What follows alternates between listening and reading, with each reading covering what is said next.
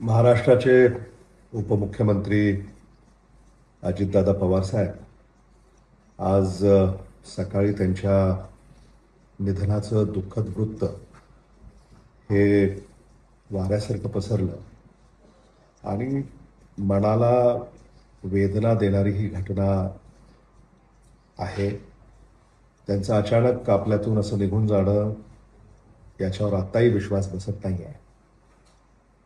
ते महाराष्ट्राचे लोकप्रिय नेते होते.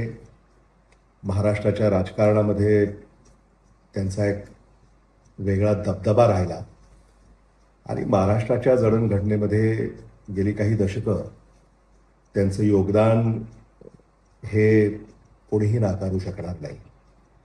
आज अचानकपणे त्यांच्या जाण्यानं महाराष्ट्राचं अतोनात नुकसान झालंय. हे कधीही न भरून निघणारं नुकसान आहे. कारण जेव्हा सामान्य माणसाला न्याय देणारी माणसं आपल्यातून अचानकपणे निघून जातात तेव्हा सामान्य माणसाचं कधीही न भरून निघणारं नुकसान होतं. महाराष्ट्र राज्याला त्यांचं योगदान हे कायम लक्षात राहील आणि महाराष्ट्राला त्यांच्याकडनं खूप अपेक्षा होत्या आणि त्या कुठंतरी आता अपेक्षांचा भंग झाल्याची भावना महाराष्ट्रातल्या जनतेच्या मनामध्ये आहे. देशमुख कुटुंबियाचे आणि पवार कुटुंबियांचे जिव्हाळ्याचे संबंध हे गेली अनेक दशकं राहिलेली आहेत. अगदी शरद पवार साहेब, विलासराव देशमुख साहेब, आदरणीय अजितदादा पवार साहेब, आदरणीय विलासराव देशमुख साहेब आणि आदरणीय अजितदादा पवार साहेब यांच्यामध्ये सुद्धा एक प्रेमाचं नातं राहिलं आणि ते आम्ही कधीही विसरू शकत नाही.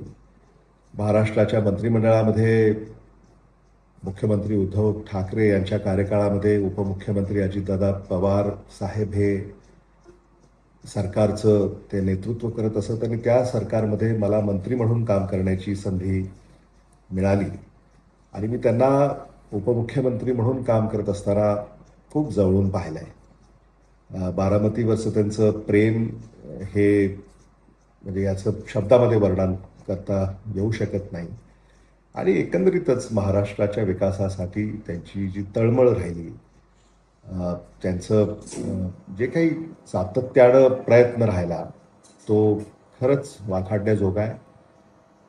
मी आज त्यांचं निघून जाणं हे देशमुख कुटुंबियासाठी हे अगदी वैयक्तिक असं नुकसान आहे.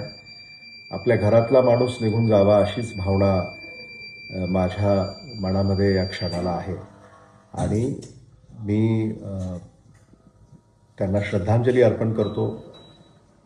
अजित पवार कुटुंबियाला मी माझ्या कुटुंबियाच्या वतीनं, माझ्या वतीनं, लातूरच्या वतीनं मी त्यांचं सांत्वन या निमित्तानं करू इच्छितो आणि पवार कुटुंबियाला हे दुःख सहन करण्याची ईश्वर शक्ती प्रदान करो हीच ईश्वरचरणी प्रार्थना करतो.